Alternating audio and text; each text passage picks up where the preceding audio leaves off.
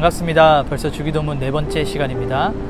너희는 이렇게 기도하라 라고 주님께서 우리에게 알려주신 기도 제목이 있는데요.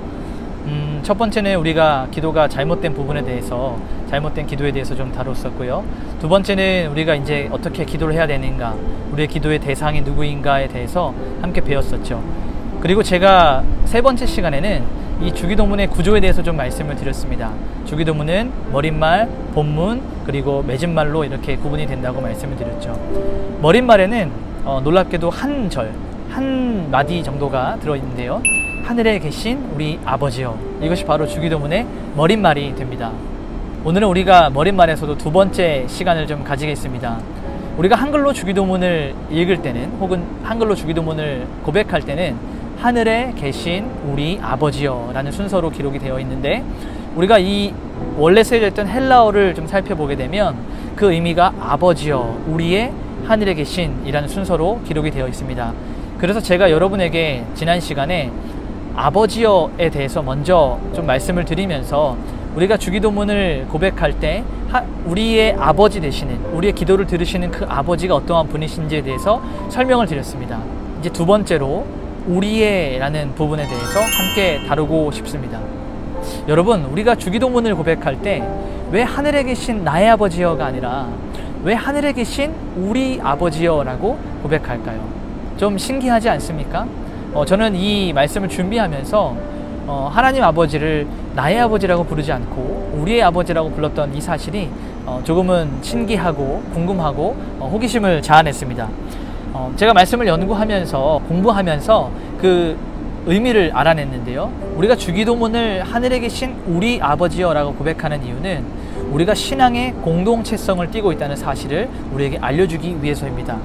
우리가 하나님 앞에서, 하나님 안에서 굉장히 존귀하고 굉장히 소중한 존재들인 것을 여러분 스스로가 잘 알고 계실 겁니다.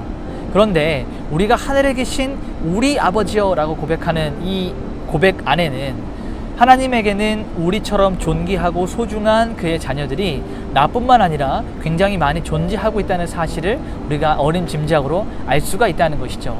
이 말은 무슨 말이냐 하면, 우리의 신앙은 우리 자신의 어떤 유익과 우리 자신의 이익만을 위해서 하는 것이 아니라 우리 주변의 많은 사람들을 함께 부욕해 하는 신앙의 공동체성을 분명하게 가지고 있다는 것을 우리에게 알려주고 있습니다. 여러분, 시편 133편 1절 말씀에는 이렇게 기록되어 있습니다. 보라, 형제가 연합하여 동거함이 어찌 그리 선하고 아름다운고. 하나님께서는 우리가 하나 되기를 원하십니다. 우리가 좀 큰 그림으로 보게 되면 예수 그리스도를 머리로 하고 그의 몸을 각 이루는 지체들로 우리가 불림을 받았다는 것이죠. 그렇다면 우리가 한 사람 한 사람이 예수 그리스도를 머리로 하는 각 개교회를 이룰 뿐만 아니라 그리스도, 머리 대신 그리스도의 통치를 받는 그러한 교회임을 우리가 고백할 수 있다는 것입니다. 이것들이 얼마나 안정감을 주고 우리에게 얼마나 큰 위로를 주는지 모릅니다. 여러분, 신앙생활을 하면서 때때로 이러한 부분들을 좀 느껴보신 적이 있으셨을 거예요.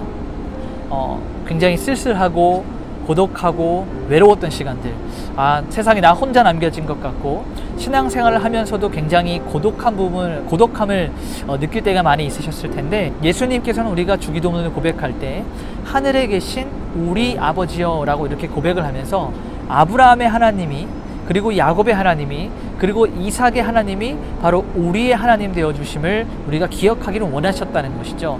그래서 아브라함에게 베풀어 주셨던 그 은혜가, 그리고 야곱에게 베풀어 주셨던 그 은혜가, 이삭에게 베풀어 주셨던 그 은혜가 오늘 저와 여러분에게도 동일하게 베풀어지고 있다는 사실이 우리로 하여금 신앙 공동체 안에 있는 큰 위로와 안정감을 준다는 사실입니다. 그래서 우리는 신앙생활을 하는 또 다른 지체들을 위하여서 함께 기도해야 될 의무가 우리에게는 지어지는 것이죠.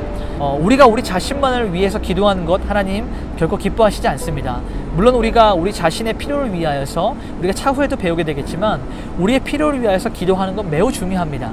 그러나 하나님께서는 우리가 우리 자신만을 위하여서 기도하는 것이 아니라 우리와 함께 신앙생활하는 신앙 공동체의 많은 지체들을 위하여서 기도하기를 굉장히 기뻐하시고 기다리신다는 사실입니다. 우리나라가 굉장히 어려웠던 시절에는, 지금은 그렇지 않지만 출산율이 굉장히 높았을 때가 있었습니다. 5남매, 6남매, 때로는 7남매, 8남매까지 이런 대식구들을 이루면서요, 첫째 혹은 둘째 되는 우리 언니, 오빠, 그리고 형, 누나가 자기의 인생을 희생하면서 그의 동생들을 함께 양육했던 것들을 우리가 쉽게 전해들을 수 있었습니다. 제가 필리핀에서 선교하고 있었을 때도 그런 모습들을 종종 볼 수 있었는데요.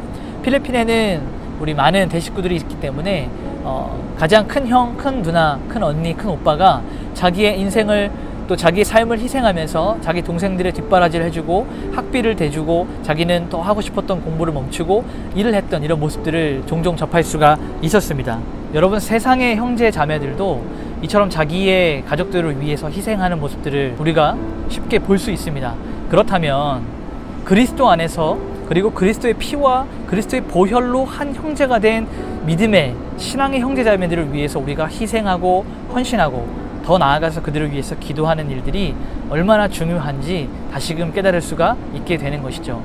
그래서 여러분, 우리가 주기도문을 고백할 때 하늘에 계신 우리 아버지여, 이 부분에서 여러분의 사랑하는 지체들을 떠올리면서 신앙생활을 나 혼자 나만을 위하여서 하는 것이 아니라 우리 사랑하는 지체들과 함께 공동체성을 가지고 해나간다는 사실을 늘 기억하시기를 소망합니다. 코로나 때문에 여러분의 신앙생활을 혼자 한다고 느껴질 때 우리가 주기도문을 함께 고백하면서 함께 신앙을 고백하는 수많은 지체들이 있다는 사실을 잊지 마시고 어려운 시기에 함께 주님으로 인하여서 힘을 낼 수 있는 여러분이 되시기를 소망합니다. 감사합니다.